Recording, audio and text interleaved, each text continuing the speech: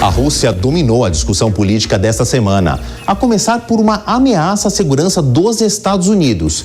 E na sexta-feira, com a misteriosa morte do principal opositor do presidente Vladimir Putin, que vai tentar de novo a reeleição no mês que vem. Até indiretamente Moscou apareceu na disputa pela Casa Branca, quando Donald Trump disse em comício repensar a posição dos Estados Unidos na OTAN. Afinal, o Tratado Militar do Atlântico Norte foi criado para contrapor o poder da então União Soviética depois da Segunda Guerra Mundial. O programa de hoje tem muita coisa que, embora não pareça, estão interligadas. E vem com a gente que nós vamos te explicar tudo isso.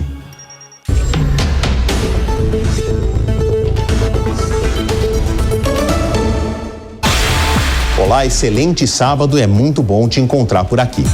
O secretário-geral da OTAN, Jens Stoltenberg, anunciou um aumento significativo dos gastos militares depois das ameaças de Donald Trump aos países em atraso com as contribuições. O ex-presidente americano é o favorito a disputar as eleições de novembro pelo Partido Republicano. Donald Trump não poupou palavras.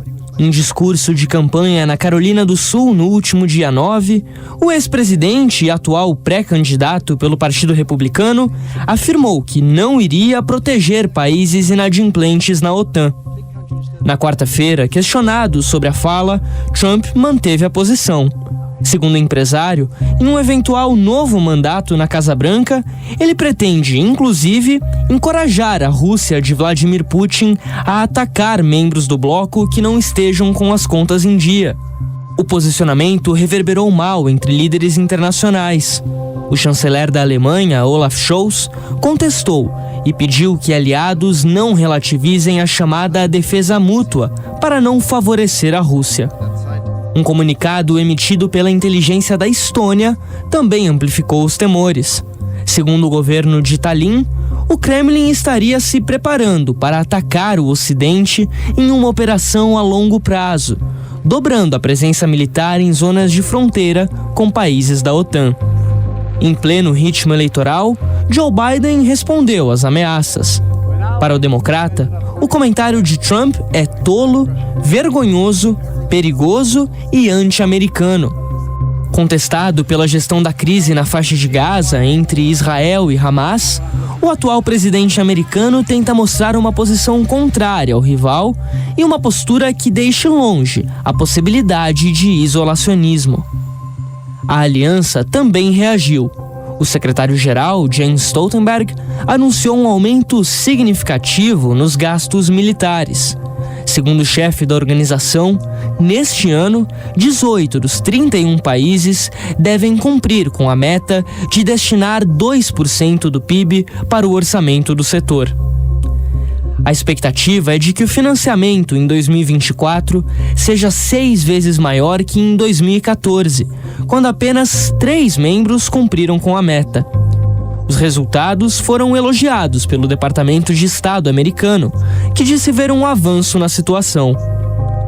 Outros movimentos recentes também têm buscado fortalecer o bloco. Na última quinta-feira, o ministro da Defesa da Alemanha pediu pressa na adesão da Suécia e confirmou os planos de posicionar até 5.000 tropas na região do Mar Báltico até 2027. Trump ainda viu o presidente russo Vladimir Putin dizer preferir a vitória de um previsível Joe Biden nas eleições americanas deste ano. Um comentário que abre espaço para especulações e deixa ainda mais nebuloso o futuro da OTAN. O Brasil não faz parte da OTAN, então para a gente entender o que é esse Tratado do Atlântico Norte, essa aliança militar, além de um mapa, eu tenho aqui o professor Gustavo Macedo, do IBMEC. Muito obrigado mais uma vez pela presença. Professor que, entre outros assuntos, ele também estuda a segurança internacional. Professor, quero mostrar para todo mundo aí que nasceu depois de 1949, depois da Segunda Guerra Mundial, quando surge, então, a OTAN, o que é ou como é hoje o Tratado do Atlântico Norte. São 31 países, majoritariamente eles estão na Europa Ocidental e foram criados para tentar, então, segurar o avanço do que era a União Soviética. Agora, claro que a OTAN se torna muito prioritária hoje por causa da Ucrânia, as ameaças da Rússia diante de uma vontade expansionista na Ucrânia. Agora, professor, para a gente falar diretamente dos Estados Unidos, o que seria da OTAN hoje sem esse que é o maior contribuidor da OTAN? E até que se prove o contrário, até que a gente veja um engajamento de uma guerra com a China, é ainda a maior potência militar. Marcelo, o seu ponto é importante porque os Estados Unidos, eles continuam sendo o principal membro da OTAN. A gente vai ver depois para frente que eles são o maior contribuidor em termos orçamentários, em termos de tropa também. Além do que, os Estados Unidos estão espalhados com bases ao redor do mundo inteiro, então estrategicamente é um aliado muito importante. A OTAN, como você colocou, ela foi criada para conter um eventual avanço no passado do que era a União Soviética. Com o final da chamada Guerra Fria, então aí você tem o desmembramento dos países do bloco soviético, a Rússia fica detentora então desse poder, a OTAN meio que perdeu um pouco do sentido de existir. E aí ela passa, nesses últimos quase 30 anos, tentando se reinventar. Claro. Nesse momento é que os Estados Unidos ficam o tempo todo tentando ajudar os outros países membros a encontrar um sentido para esse bloco, que inclusive cumpre uma função econômica na região. Vamos, então, essa nuvem de palavras que são os países emenda com o que o professor Macedo estava explicando para a gente. Tem eleição nos Estados Unidos, só acontece no final do ano. A gente entende que o Donald Trump é o mais provável candidato do Partido Republicano. E ele, quando foi eleito, num discurso há 8 anos, já dizia isso.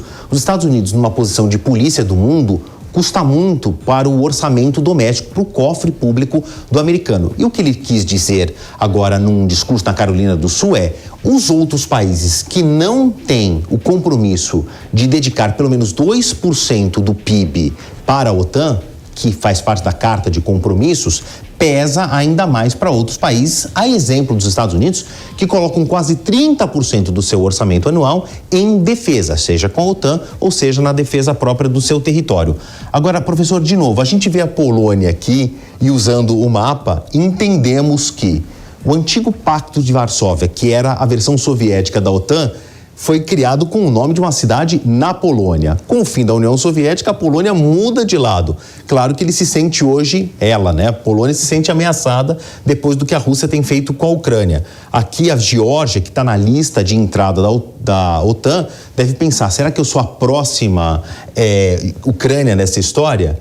Bom, então a gente entende que a Polônia, por que investe tanto dentro da OTAN, mas a gente tem os Estados Unidos nesse gráfico que mostra quanto mais para este lado direito, mais dinheiro os países colocam na OTAN. Então a gente tem na Polônia e os Estados Unidos com quase 30% do seu orçamento em defesa.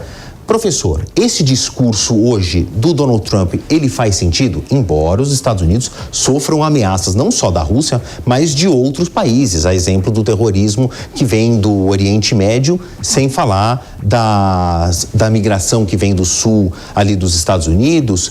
Faz sentido o Donald Trump hoje ele reclamar do orçamento que ele gasta ou é um discurso de campanha? Bom, então a minha resposta é sim e não. Sim, se a gente para pensar no comprometimento dos países. Quando eles entram para a OTAN, eles se comprometem, portanto, com o objetivo dos 2% de contribuição orçamentária. Porém, se a gente vai observando a série histórica, que não está presente aqui, mas se a gente conseguisse olhar ela, a gente veria que existe uma flutuação entre os países. Os países, por vezes, chegam um pouco mais próximo, um pouco eles retraem um pouco, por questões domésticas diversas, o que é absolutamente normal.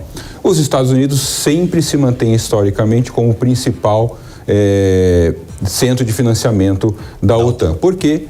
Tradicionalmente, eles são os mais interessados de ter uma presença militar naquela região.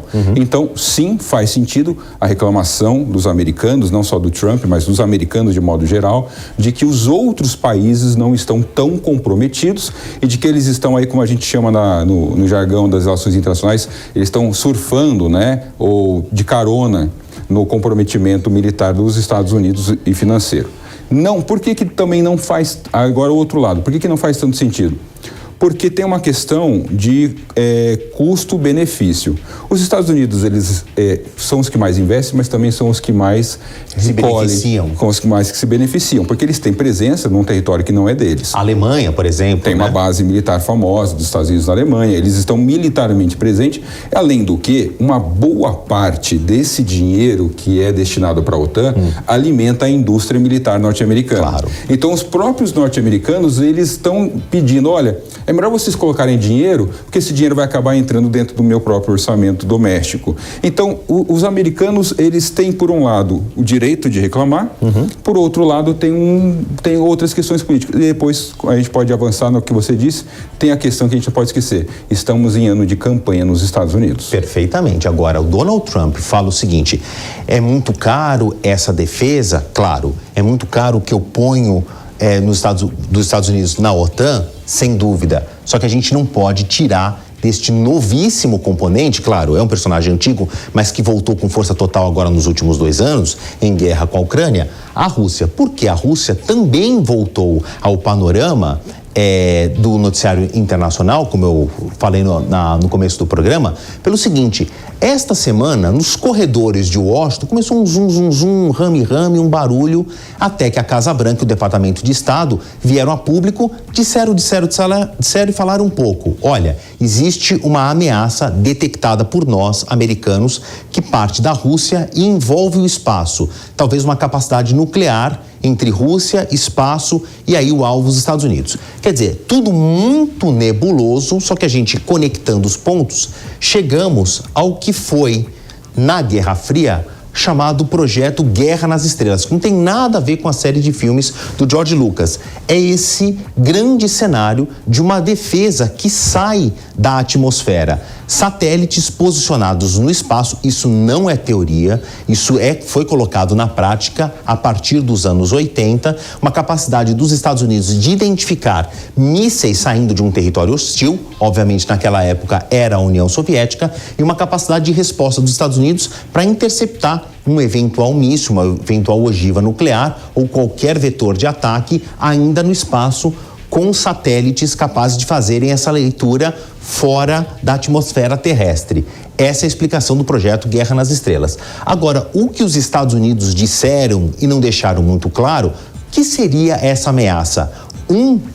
Uma das explicações é a capacidade de um chamado míssil ASAT. ASAT significa Anti-Satellite, né? Anti-satélite. Um míssil disparado pela Rússia capaz de interferir nessa comunicação, principalmente comunicação militar dos Estados Unidos. E aí, uma terceira hipótese, soa como ficção científica, mas não é, que é a capacidade que os americanos comprovaram que os russos têm de terem colocado satélites em órbita equipados com mísseis, com 2 objetivos, dispararem contra a Terra ou dispararem contra outros satélites que estão na atmosfera. Em 2019, os Estados Unidos identificaram e batizaram com esses nomes Cosmos 2543 e o Cosmos 2542, que poderiam fazer isso. Professor, parece que a gente está vendo um filme de ficção científica, mas hoje a gente mexer em telecomunicações, seja para objetivos militares ou para nossa telecomunicação de celulares e GPS, tornaria a vida um caos, né? Com certeza, mas só tem 2 pontos que eu acho interessante a gente ressaltar daquilo que você acabou de trazer. O primeiro ponto é que hoje a corrida espacial, ela continua sendo uma grande fronteira de investimento tecnológico e de investimento financeiro. Então, não só durante a Guerra Fria, mas agora também, além de tecnologias na área de cibersegurança, inteligência artificial, que estão atraindo muito investimento, a área da corrida espacial também atrai muito investimento. Seja com NASA, seja com força espacial. Os Estados Unidos criaram há poucos anos a 4ª força espacial. Exatamente. Meio que para conter essas ameaças no espaço, né? Além das outras 3 forças tradicionais. Então, aqui tem muito investimento. Então, aí a gente entra no patamar da narrativa, a construção de narrativa. A construção de narrativa de ameaça, lá na Guerra Fria, era muito importante para você justificar os bilhões de dólares que foram investidos. Olha, se a gente não chegar na Lua primeiro, os soviéticos chegam, a gente não pode perder. Agora é algo um pouco semelhante. Eles falam de algo que a gente tem pouco acesso, a gente não tem nem como verificar, porque os documentos são classificados, é na área da inteligência militar, mas eles dizem, olha, existe uma ameaça e agora podem ser os russos. O outro ponto que não está aqui, mas que também está na mente deles, é uma outra ameaça que se chama China. Hoje, os russos são uma ameaça muito mais crível no imaginário, na narrativa norte-americana. Mas eles também estão muito preocupados porque a China também é uma outra potência espacial que está crescendo. Criar essa narrativa agora de ameaça é importante para eles poderem continuar à frente dessa corrida tecnológica. O professor Macedo não vai conseguir ir embora porque eu não exagerei quando eu falei que a Rússia dominou o noticiário internacional dessa semana. Na sexta-feira, foi todo mundo recebido de sopetão com a morte misteriosa, pouco esclarecida, de Alexei Navalny. Até então, o principal opositor de Vladimir Putin, o presidente da Rússia. A gente preparou um rápido resumo para todo mundo entender do que eu estou falando. O Serviço Penitenciário da região ártica de Yamal informou que Navalny, abre aspas, passou mal após uma caminhada e perdeu a consciência quase imediatamente, fecha aspas. No comunicado, as autoridades escreveram que todas as medidas de reanimação necessárias foram realizadas, mas as manobras não apresentaram resultados positivos e que as causas da morte estão sendo investigadas. O ativista havia sido condenado por extremismo e cumpria pena de 19 anos de prisão em uma colônia penal remota do Ártico em condições muito difíceis. Os vários processos contra ele foram denunciados como perseguição política e uma estratégia de punição por sua oposição ao presidente Vladimir Putin. O porta-voz Dmitry Peskov disse que o presidente russo foi informado sobre o falecimento. A equipe no exílio de Navalny afirmou que foi comunicada sobre a morte. Nas audiências de seus processos nos últimos meses, nas quais participou por vídeo, Alexei Navalny apareceu muito mais magro e frágil. Ele enfrentou vários problemas de saúde relacionados a uma greve de fome e ao envenenamento que sofreu em 2020, ao qual sobreviveu por pouco. Mas a prisão não abalou sua determinação e ele continuava criticando Vladimir Putin. No dia 1º de fevereiro, sua equipe convocou uma manifestação na Rússia para as eleições presidenciais de 15 a 17 de março, que provavelmente levarão Putin a um novo mandato. A vitória do presidente russo parece um fato consumado, já que os rivais, dos quais Navalny tinha o maior destaque, estão presos ou no exílio. E a repressão aumentou desde o início da ofensiva de Moscou contra a Ucrânia, em 24 de fevereiro de 2022. E olha, uma coincidência do destino, a mulher de Navalny estava na Alemanha no momento em que ela soube da morte do marido. Ela se preparava para fazer um discurso, um pronunciamento numa cúpula sobre segurança. A gente fez um rápido resumo para mostrar para vocês o que Yulia Navalnaya falou depois que ela soube da morte do marido. Tanto este regime como Vladimir Putin deveriam ser pessoalmente responsabilizados por todas as atrocidades que cometeram no meu país, a Rússia, nos últimos anos. Bom, professor Macedo, o Alexei Navalny, principal opositor político do Vladimir Putin, que vai continuar ou vai tentar continuar no poder na eleição marcada para o mês que vem na Rússia. Já era a bola cantada que ele ia ser tirado do jogo democrático. Agora ele morre e entra numa lista de mortes misteriosas de desafetos do presidente russo Vladimir Putin. O quanto isso é danoso para a democracia do mundo em pleno século XX? Eu sei que eu estou fazendo uma pergunta retórica. Marcelo, é extremamente preocupante o que está acontecendo agora, não só na Rússia, mas no mundo inteiro, como você falou. Existem alguns relatórios de inteligência que apontam que a democracia ela vem morrendo nos últimos anos. Não vai ser diferente nos Estados Unidos, de acordo com algumas projeções. Por que acontece agora? A gente observa que o poderio norte-americano, poderio econômico, militar e político, vem declinando nos últimos anos. Os Estados Unidos é uma nação que se projetou em contraposição com outras superpotências, seja a União Soviética, como a gente já falou, seja a Rússia, a China. O que acontece? Esses outros países, eles têm uma estrutura agora de centralização política. Perfeito. Que faz frente a um sistema democrático norte-americano, que tem seus processos, pesos, contrapesos, instituições, em que o presidente não pode tomar uma decisão apenas porque quer, ele precisa consultar uma série de instituições. Isso faz com que notícias como essa de hoje são preocupantes, por quê? Não há dúvida de que o Putin vai conseguir ser reeleito. A maioria dos analistas tem isso como certo. Do ponto de vista da campanha dos Estados Unidos, que a gente está passando agora, isso alimenta a retórica de ameaça, de medo no norte-americano. O norte-americano, ele pensa sempre na questão da ameaça, da sobrevivência. Isso provavelmente vai afetar, isso vai mudar os termos da campanha, eles vão deixar de discutir questões como emprego, desenvolvimento, meio ambiente, para criar uma campanha de medo.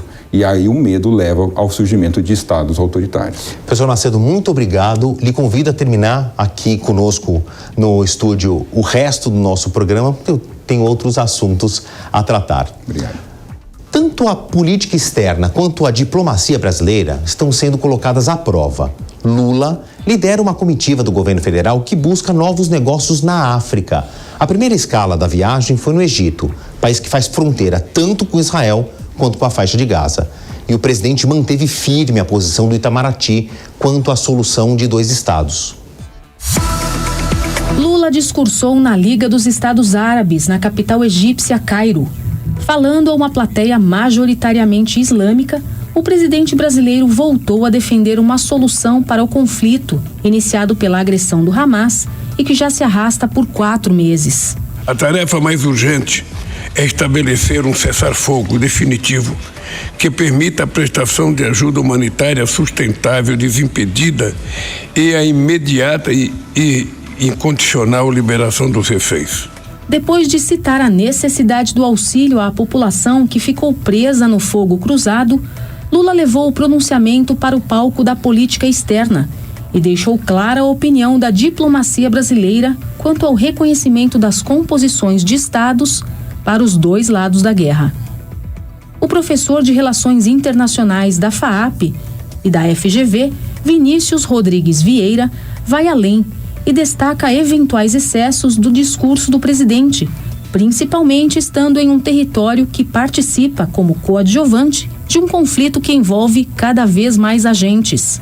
A postura essencial da política externa brasileira sempre foi o respeito ao direito internacional. E o que o direito internacional indica? Que, no mínimo, a questão de um potencial genocídio, eu coloco aqui essa palavra no condicional, um potencial genocídio, uma potencial limpeza étnica, tem que ser investigada pelas autoridades internacionais. Então, o Brasil se alinhou à postura da África do Sul nesse sentido. Isso tem que ser investigado. Não é uma condenação prévia a Israel. O que me pareceu realmente inapropriado, mas é muito comum que o presidente Lula faça isso ali, até me parece por uma falta de assessoria ou pelo ímpeto dele ali de abordar muitas questões sobre as quais, honestamente, ele parece não ter domínio profundo, é falar mal de Israel e um vizinho de Israel em que está em conflito. Ele está ali para defender nossos interesses no Egito. Então, há maneiras e maneiras de abordar a questão. Ele poderia simplesmente ter se restringido a falar: o Brasil apoia o pleito da África do Sul, as questões têm que ser investigadas, apuradas, porque o Brasil tem um comprometimento com o multilateralismo. Isso é muito diferente de falar que Israel sempre pode ali ignorar as medidas da ONU, aquilo que ele falou. Então, me parece que falta ali calibragem, como já faltou outras vezes, por exemplo, na questão Rússia-Ucrânia, quando o presidente, de maneira muito infeliz, sugeriu que a Ucrânia deveria ceder ali partes do seu território, que sabemos que vai contra o direito internacional. O Palácio do Planalto se manifestou paralelamente, na tentativa de completar eventuais lacunas deixadas pelo presidente. Em nota, o governo brasileiro reiterou apoio à agência da ONU, que presta auxílio aos refugiados da Palestina no Oriente Médio. A organização vem sofrendo com cortes de financiamento por parte de diversos países, depois dos indícios de que pessoas ligadas à agência, direta ou indiretamente, se envolveram no ataque contra Israel. Após a parada no Cairo, Lula embarcou para a Etiópia, que, como o Egito, passa a integrar os BRICS. A segunda parte da viagem reafirma que a região, que já foi um dos maiores bolsões de pobreza do mundo, agora é relevante para a economia do continente. A grande mudança que sinaliza essa visita à Etiópia é que o Lula decidiu se relacionar com a África, diferentemente do Lula 1 e do Lula 2, de modo multilateral. O que eu quero dizer com isso? Ele está procurando relacionamento não com o país A, B ou C, mas com a União Africana.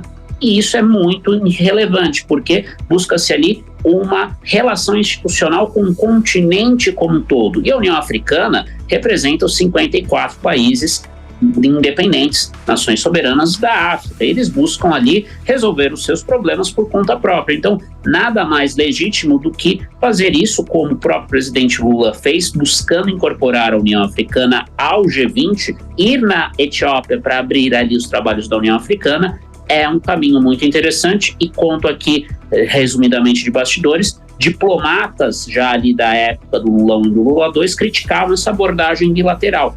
Então, me parece uma grande mudança que é interessante para o Brasil em termos de política de Estado, muito além aí das ambições pessoais do presidente de ter relacionamento mais profundo com os líderes africanos. Na pauta das reuniões, o governo brasileiro discutiu melhorias nos acordos bilaterais, visando mais acesso dos africanos ao pescado e à carne bovina brasileira, além da facilitação de investimentos nos setores de aviação civil, defesa e a cooperação técnica para pesquisa agropecuária e em tecnologia e inovação. A campanha eleitoral na Indonésia foi o mais recente exemplo de como a inteligência artificial pode interferir na opinião pública. A tecnologia, capaz de simular uma situação que não existe, passou a ser uma eficiente ferramenta de propaganda e uma dor de cabeça a mais para quem combate as fake news. A imagem de Hadi Mohamed Suharto causou calafrios em milhares de indonésios, que formam a terceira maior democracia do mundo. Primeiro, porque o público estava vendo o pronunciamento de um fantasma. Aparentemente recém-gravado, o vídeo que circulou nas redes sociais trazia o discurso de alguém que morreu em 2008. A intenção do material era mesmo causar medo. Suharto, considerado ditador por observadores internacionais, governou a Indonésia por quase 32 anos. Na peça publicitária, ele relembra um mandato, marcado por suspeitas de corrupção e abusos dos direitos humanos. Quem ajudou a difundir a mensagem foi o candidato da oposição em uma clara tentativa de minar a liderança de Prabowo Subianto, que foi general durante a ditadura. No final do ano passado, uma tática parecida. O então ministro argentino da Economia, Sérgio Massa, ressuscitou a ex-primeira-ministra do Reino Unido, Margaret Thatcher. E mais, colocou a Dama de Ferro em meio ao cenário da Guerra das Malvinas. O objetivo da animação, associado ao conflito, que continua sendo um trauma para os argentinos, ao libertário Javier Milei, que acabou vencendo a eleição presidencial. E nos Estados Unidos, onde haverá outra disputa polarizada este ano, a Casa Branca desmentiu uma gravação em áudio com a voz de Joe Biden, pedindo que eleitores não participassem das primárias em New Hampshire. Em comum nesses três casos, a criação de narrativas fictícias, mas com enormes elementos de realismo. O Arizona está particularmente preocupado com novos mecanismos que possam criar dúvidas sobre o processo eleitoral. Na disputa entre Biden e Trump há 4 anos, o processo de votação do Estado americano foi questionado e alvo de uma tentativa de interferência do então presidente, que buscava a reeleição. O secretário de Estado do Arizona, Adrian Fontes, será o responsável em garantir a lisura das urnas. As eleições, no final das contas, são uma espécie de fio de ouro que atravessa toda a estrutura da nossa sociedade. E há pessoas por aí tentando puxar esse fio. Elas querem que toda a nossa sociedade se desintegre. Por que estou fazendo esse trabalho? Para proteger tudo daquelas pessoas que poderiam nos fazer mal. Gigantes da tecnologia como a Microsoft, Google e a Meta, que administra o Facebook, estão trabalhando em um acordo para agir em conjunto contra o conteúdo gerado por inteligência artificial que busca enganar eleitores. Ainda em negociação pelas empresas, as restrições para deepfakes, nome dado a representações ultra-realistas com inteligência artificial, deve ser debatida na Conferência de Segurança que acontece em Munique, na Alemanha. Segundo o jornal norte-americano The Washington Post, que primeiro informou sobre a existência do projeto, as empresas concordarão em desenvolver formas de identificar, rotular e controlar imagens, vídeos e áudios gerados por inteligência artificial que buscam enganar os eleitores. Meta, Google e OpenAI já concordaram em usar uma marca d'água padrão que rotula imagens geradas por seus aplicativos, como o ChatGPT. Uma nave espacial americana decolou esta semana do Centro Espacial Kennedy com uma missão de pousar na Lua. Esta é a segunda tentativa de uma empresa privada de alcançar o feito só este ano, depois do fracasso de outro grupo em janeiro. A empresa Intuitive Machines, responsável pela missão, espera se tornar a primeira instituição não governamental a realizar um pouso na Lua e colocar na superfície o primeiro robô americano desde as missões Apollo, há mais de 5 décadas. O módulo de pouso, chamado de Odysseus, decolou na madrugada de quinta-feira a bordo de um foguete da SpaceX do Centro Espacial Kennedy, na Flórida. A nave tem previsão de chegada em 22 de fevereiro ao ponto de aterrissagem, em uma cratera de impacto localizada a 300 quilômetros do Polo Sul lunar. A NASA, Agência Espacial dos Estados Unidos, espera estabelecer uma presença de longo prazo na Lua e coletar gelo para obter água potável e combustível para foguetes no âmbito do programa Artemis. Pedro Pallotta, do canal Space Orbit, explica por que tantos países estão tentando voltar para a Lua. Diferente dos anos 60 e 70, onde a corrida espacial para a Lua buscava um fim geopolítico, ou seja, as superpotências disputavam a sua hegemonia através do espaço, hoje o objetivo de ir para a Lua é muito mais amplo, ele tem um aspecto muito mais científico e até de pioneirismo, ou seja, a gente já foi para a Lua algumas vezes, já colocamos seres humanos lá, 12 seres humanos pousaram na Lua e outros 18 foram até a órbita, mas a gente fez um grande intervalo entre as missões Apollo e agora o programa Artemis. Então isso fez com que voltasse esse interesse científico na Lua, no sentido de entender melhor a composição do solo e também setar as primeiras bases para a gente iniciar uma colonização do nosso satélite natural.